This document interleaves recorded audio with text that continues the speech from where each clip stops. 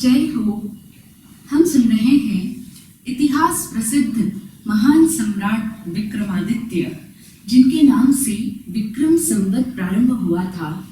ऐसे महान गुणों के धारी सम्राट विक्रमादित्य के जीवन चरित्र के कुछ प्रसंगों का वर्णन, जिसमें अभी कुछ पिछले एपिसोड्स में हम सुन रहे हैं सम्राट विक्रमादित्य का पुत्र, जिसका नाम रखा था देवकुमार। वह अपने पिता को अपने पराक्रम से चमत्कृत करना चाहता था, इसीलिए अवंती नगरी में आकर अपने पिता को अपने पराक्रम को दिखा करके उनसे भेंट करने की चाहना रखता हुआ वह देवकुमार चोर बनकर के अवंती नगरी में उत्पात मचा रहा था। हमने सुना किस तरह उसने अवंती के नगर रक्षक सिंह के घर का समस्त धन लूट लिया था। उसके पश्चात उसने किस तरह धोखे से महामात्य मातृभट्ट को वृक्ष की बेड़ी में बांध दिया था।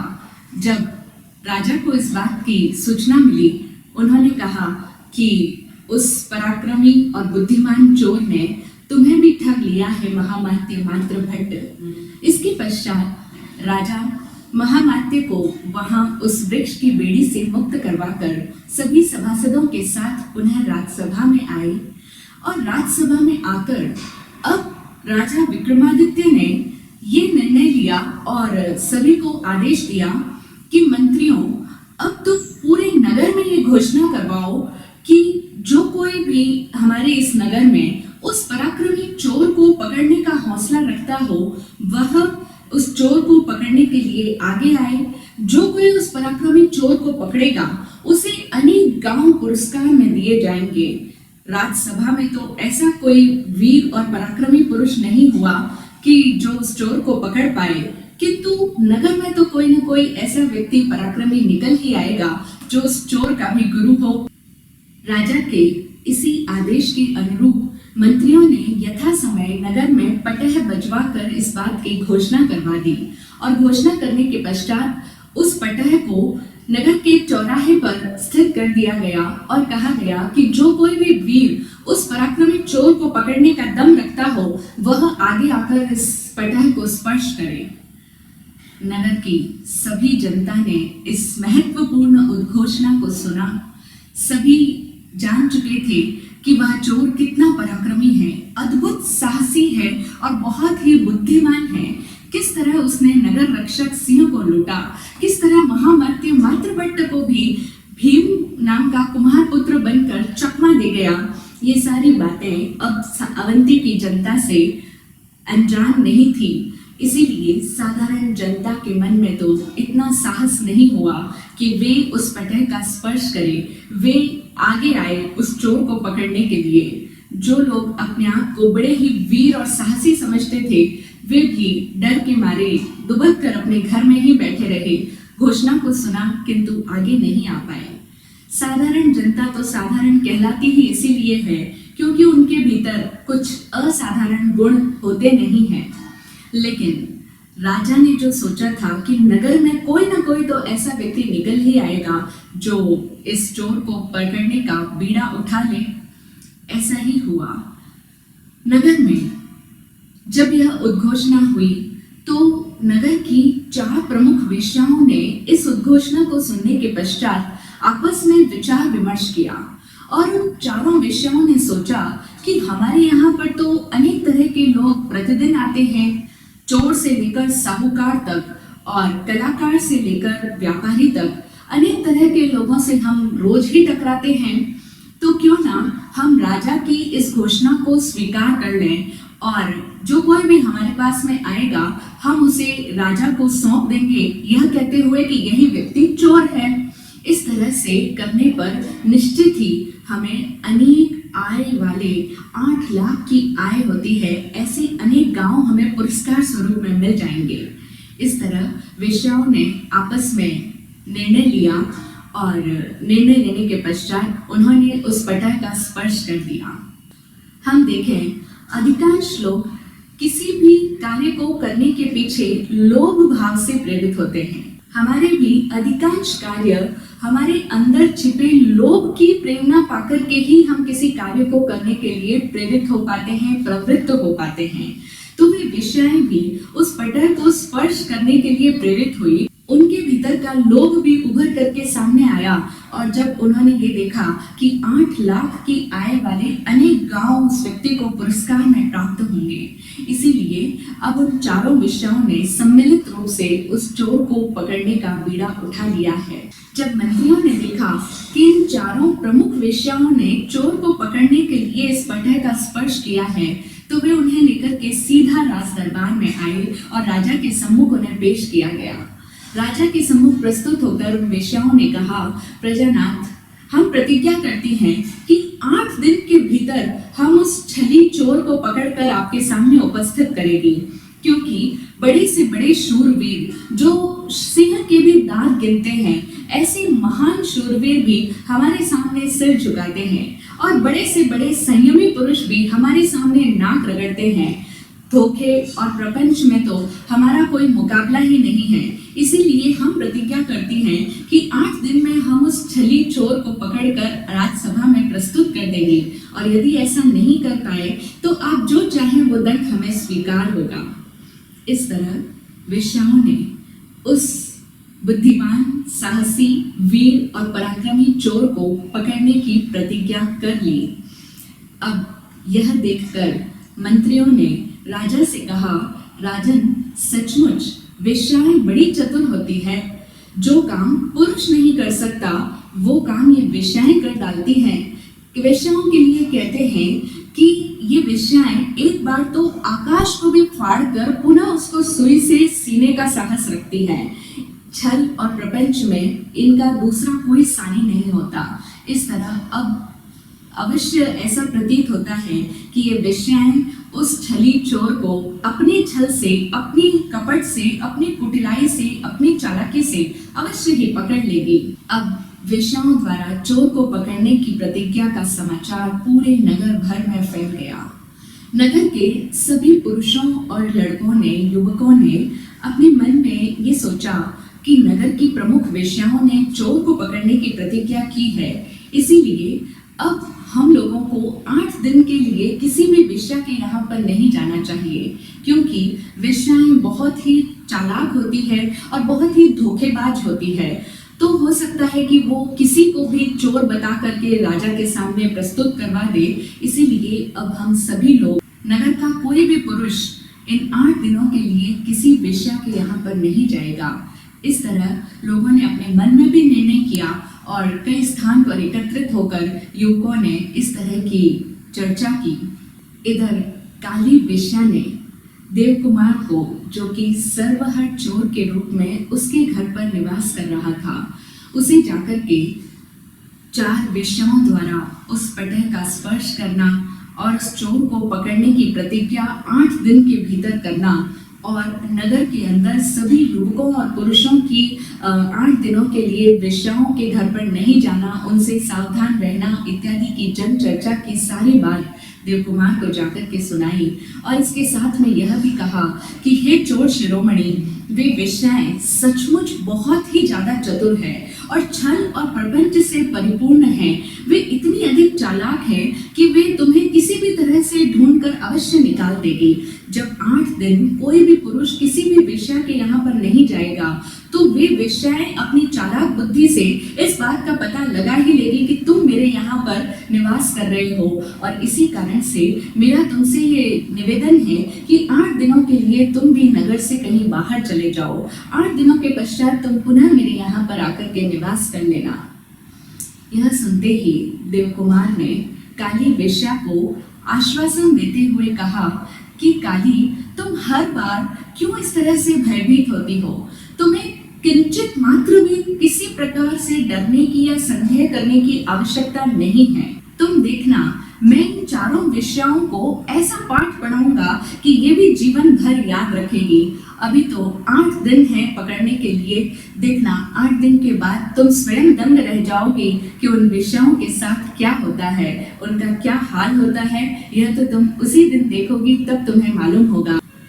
इधर देवकुमार अदृश्य होकर के अवंती से बाहर निकला और अवंती के निकट के ही किसी कस्बे में पहुंचा। वहां पर उसने एक धनी व्यापारी का रूप धारण किया और एक बैलगाड़ी को किराए पर लिया। बैलगाड़ी और गाड़ीवान को साथ लेकर के उसने उस बैलगाड़ी में बहुत सारा सामान लादा, मिट्टी, गोबर इत्यादि दूसरी वस्तुओं से भरे हुए बोरे लादे और साथ ही साथ 2 घड़े शराब के भी भरकर उसमें रखवा दिए।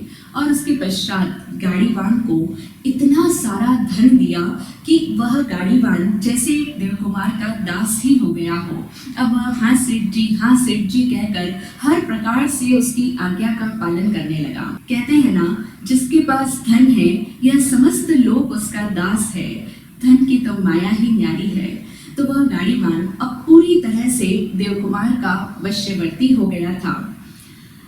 इस तरह से उस गाड़ी, सामान से भरी हुई गाड़ी और गाड़ीवान को साथ लेकर देवकुमार अवंती नगरी में आया और वेश्याओं के मोहल्ले के निकट ही किसी स्थान को किराए पर लिया और वहां पर अपना डेरा लगाया।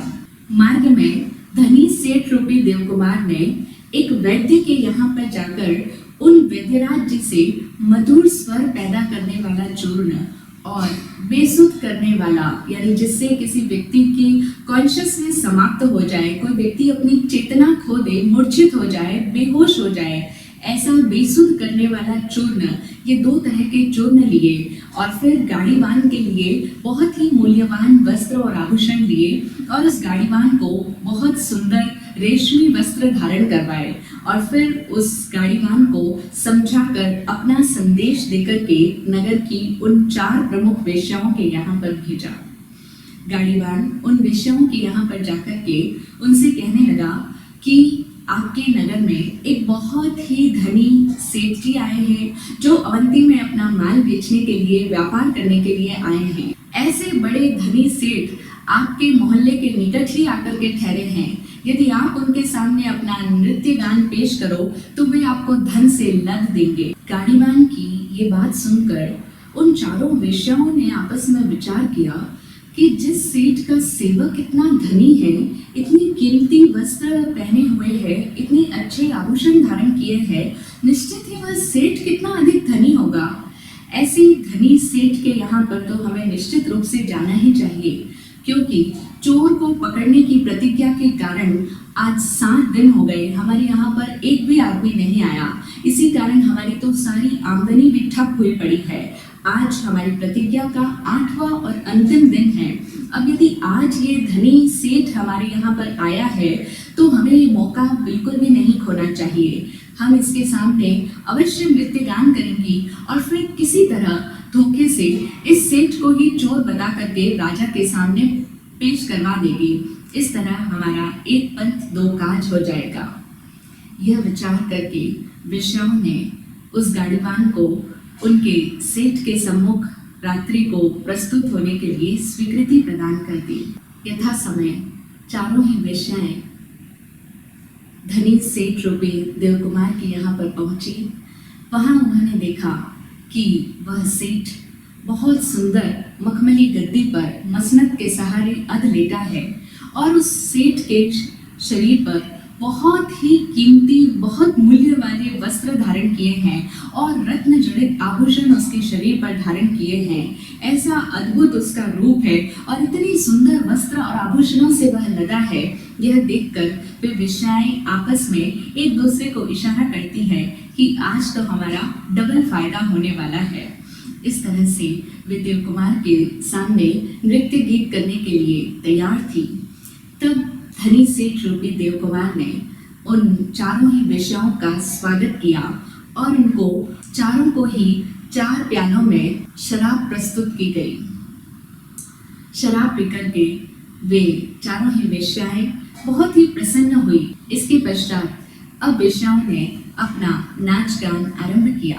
कुछ देर के पश्चात जब उनका नृत्य समाप्त हुआ तब धनी सेठ ने बहुत सारा द्रव्य उनको पुरस्कार में दिया। 4 वेश्याएं वो धन पाकर के बहुत ही ज़्यादा हर्षित हो गई। अब धनी सेठ ने फिर से उन्हें 4 प्याले मदिरा के पेश किए जिसमें उसने मधुर स्वर पैदा करने वाला चूर्ण भी मिला दिया था। उनको वो मदिरा के प्याले पेश करते हुए उस सेठ ने कहा, ये बहुत ही विशेष मदिरा है। इस मदिरा को पीने से आपका गला अत्यंत मधुर हो जाएगा, आपका स्वर बहुत ही मधुर निकलेगा, और जब इस मदिरा को पीकर के आप गाना गाएंगी तो आप स्वयं अपने स्वर की मधुरता से चमत्कृत हो जाएंगी। आपको स्वयं को अपने स्वर की मधुरता का अंतर मालूम हो जाएगा। वेश्याओं ने उस मधुर स्वर पैदा करने वाली चूर्ण मिश्रित मदिरा का पान किया और इसके पश्चात अब उन्होंने फिर से नाच और गाने का दूसरा दौर आरंभ किया। अब जब उन्होंने गीत गाया तो उन्होंने स्वयं महसूस किया कि उनका स्वर आश्चर्यजनक रूप से बदल गया है। उनका स्वर अत्यंत मधुर हो गया है और अपने स्वर की इस मधुरता को सुन करके वे स्वयं ही बहुत हैरान थी और अब तो वे उस सेठ से बहुत ज्यादा प्रभावित हो चुकी थी। सेठ को प्रसन्न करने के लिए उन्होंने जी भर करके खूब दिल खोल करके गीत गाया और नृत्य प्रस्तुत किया। जब नृत्य गान का ये दूसरा दौर भी समाप्त हुआ तब उस धनी सेठ रूपी देवकुमार ने फिर से बहुत सारा धन, बहुत सारे आभूषण उन वेश्याओं को पुरस्कार स्वरूप दिए और इतना सारा पुरस्कार पाकर अब तो वेश्याएं फूली नहीं समा रही थी। इसके पश्चात देवकुमार रूपी सेठ ने फिर से उन वेश्याओं से पूछा कि क्या आपको फिर से प्याले में शराब ढाल दूं? तब उन वेश्याओं ने कहा, इसमें भला क्या पूछने की बात है सेठ जी। जैसे दिन के बिना सूर्य का अस्तित्व नहीं और सूर्य के बिना दिन का अस्तित्व नहीं, उसी तरह मदिरा के बिना वेश्या का भी जीवन नहीं होता। हम लोग तो ऐसे ही मदिरा पान करती रहती हैं और लोगों की महफिल में रंग जमाया करती हैं। मदिरा पीने के लिए भला कोई पूछने की आवश्यकता है? यह सुनकर देवकुमार ने उनकी मदिरा के अंदर वो जो बेसुध करने वाला दूसरा चूर्ण था वह चूर्ण मिला दिया और फिर उनको वो मदिरा पीने के लिए प्रस्तुत की गई। मदिरा पीने के पश्चात वे चारों ही वेश्याएं पुनः नृत्य गान करने के लिए उत्सुक हो गईं। नृत्य करते करते इस समय वो जो उन्होंने मदिरा में मिश्रित वो चूर्ण पिया था उसके प्रभाव से वे नृत्य करते करते ही बेसुध होने लगी। संज्ञा शून्य हो गई, उनकी चेतना शून्य हुई और वे धीरे धीरे धीरे अपनी चेतना को खोने लगी और स्वयं ही बेसुध होकर के जमीन पर गिर पड़ी। चारों वेश्याएं इस तरह से अचेत होकर भूमि पर गिर पड़ी। यह देखते ही तुरंत वह सेठ रूपी देवकुमार उठा और गाड़ीवान की सहायता से उसने उन चारों वेश्याओं के शरीर पर धारण किए हुए सारे आभूषण उतारे और उनको जो उसने पुरस्कार में आभूषण इत्यादि दिए थे वह सारा धन और आभूषण इत्यादि समेटा और उसके पश्चात उन चारों ही वेश्याओं को गाड़ी में डाल दिया। जो उनके सामान से भरे हुए बोरे थे उन बोरों को नीचे उतारा और गाड़ी में इन चारों वेश्याओं को लादा और फिर निकट के ही किसी उद्यान में पहुंचे। उस उद्यान में महादेव का एक मंदिर था और उस मंदिर के बिल्कुल निकट ही एक कुआं था। फिर उस सेठ रूपी देवकुमार ने उन चारों वेश्याओं को ले जा करके उस कुएं के अंदर डाल दिया। उस कुएं में एक यंत्र लगा हुआ था जो पानी को खींचने का काम करता था। उस यंत्र के ऊपर ही उसने उन चारों वेश्याओं को एक के ऊपर एक लेटा दिया और फिर उन चारों की इस तरह की दुर्गति करके वह स्वयं तो सीधा काली वेश्या के यहाँ पर पहुंचा और उसका द्वार खटखटाया। वेश्याओं ने द्वार खोला तब देवकुमार ने उन चारों वेश्याओं के वस्त्र और आभूषण सभी काली वेश्या को दिया और वेश्याओं का सारा हाल उस काली वेश्या को कह सुनाया। यह सारी कहानी सुनने के बाद काली वेश्या ने देवकुमार से कहा, हे चोर शिरोमणि, तुम तो उन चारों वेश्याओं से भी अधिक चालाक निकले। छल और प्रपंच से परिपूर्ण उन चारों वेश्याओं को भी तुमने छल दिया। सचमुच होनहार होकर ही रहती है जो वेश्याएं सबसे ज्यादा कुटिल कही जाती है, जिनके छल और प्रपंच की था कोई नहीं पा सकता। उन छली वेश्याओं को भी तुमने छल दिया।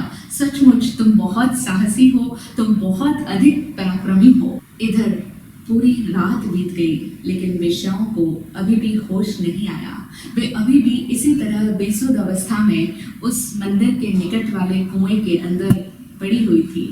जब प्रातः काल हुआ तो महादेव के मंदिर का पुजारी वहां पर आया और कुएं में से पानी खींचने के लिए उस यंत्र को उसने प्रारंभ किया, किंतु उसने देखा कि वह यंत्र शुरू ही नहीं हो रहा है। तब उसने कुएं में झांक कर देखा। कुएं में झांका तो उसे दिखाई दिया कि बहुत ही अद्भुत विचित्र रूप धारण की हुई 4 स्त्रियां इस घटी यंत्र के ऊपर पड़ी हैं। यह देखकर वह बुरी तरह से डर गया। उसे लगा कि ये निश्चित ही कोई डाकिनी है, कोई पिशाचिनी है या कोई वेंतरियां हैं जो इस कुएं के अंदर आकर के स्थापित हो गई हैं और इन पिशाचिनियों के प्रकोप से अब कुछ भी अनहोनी घटित हो सकती है। वह बहुत बुरी तरह से उन वेंतरियों को देखकर डर चुका था। भय से कांपता हुआ वह पुजारी सीधा राजसभा में पहुंचा और राजा के सम्मुख उसने निवेदन किया, राजन, आप उद्यान में चलकर के कोई शांति कर्म करवाइए। निश्चित ही उस उद्यान के अंदर, कुएं के अंदर कोई वेंतरियों का प्रकोप हो गया है, कोई पिशाचिनियां, कोई डाकिनियां, कोई चुड़ैल इत्यादि का साया वहां पर उपस्थित है। इसीलिए आपको कोई यज्ञ कर्म, शांति कर्म तुरंत ही करवाना पड़ेगा। राजा ने उस पुजारी की ये बात सुनी और अपने मंत्रियों के साथ में तुरंत ही घटना स्थल पर पहुंचे। वहां पर जाकर के राजा ने कुएं में झांक कर देखा। जब कुएं में देखा तो राजा को सारी स्थिति समझ में आ गई। राजा ने देखा और फिर कहा, ये कोई पिशाचिनी अथवा वेंतरियां नहीं है, ना ही ये कोई डायन अथवा चुड़ैल है। इस उद्यान के, इस मंदिर में किसी तरह के कोई डायन इत्यादि का साया नहीं पड़ा है। ये तो वही 4 वेश्याएं हैं जिन्होंने 8 दिन में उस चोर को पकड़ने की प्रतिज्ञा की थी। निश्चित ही वह छली चोर इन 4 वेश्याओं को छल करके चला गया है। राजा को ये सारी बात समझने में जरा भी देर नहीं लगी। उन्होंने सेवकों को आदेश देकर के उन 4 वेश्याओं को निकाला और फिर प्रयत्न करके उनकी मूर्छा को दूर किया गया। जब 4 वेश्याओं को होश आया और उन्होंने राजा को देखा, अपनी स्थिति को देखा, फिर उसके पश्चात उन्होंने राजा के सामने निवेदन किया कि प्रजानाथ, हमने उस चोर से मुंह की खाई है। अब हम समझ गए कि हम जो सोच रही थी कि हम किसी तरह से धोखा करके उस चोर को पकड़ लेंगी, लेकिन हमारी पकड़ से वह चोर बहुत दूर था। हमने तो खुद उस चोर से मुंह की खाई है। इस तरह से उन वेश्याओं ने राजा को पिछली पूरी रात्रि का वृत्तांत सुनाया, सारी घटना कह सुनाई और तब उन्होंने यह भी कहा कि हम अपनी प्रतिज्ञा को हार चुके हैं, इसीलिए अब आप जो चाहे वो दंड दीजिए, हमें आपका दंड स्वीकार होगा। राजा ने उनसे कहा कि तुम किसी तरह से घबराओ मत, मैं तुम्हें कोई भी दंड नहीं दूंगा। उस चोर के द्वारा तुम्हारी ये जो दुर्दशा हुई है वही क्या कम है जो अब मैं तुम्हें और अधिक कुछ दंड दूं? मैं तुम्हें अब और क्या सजा दूं? तुम्हारा दोष भी क्या है? अगर तुम उस चोर को नहीं पकड़ पाए तो इसमें तुम्हारा किंचित मात्र भी दोष नहीं है। वह चोर है ही बहुत बुद्धिमान और पराक्रमी। तुम निर्भय होकर के अपने अपने घर जाओ। इस तरह राजा ने उन 4 वेश्याओं को अभयदान दिया, सांत्वना दी और स्वयं राजसभा में आकर गहन सोच में डूब गए। अब इस सोच विचार के पश्चात राजा फिर से क्या नया निर्णय लेकर राजसभा में उपस्थित होते हैं, सुनते हैं हम उसको आगे समय आने पर। आज इतना ही। जय हो।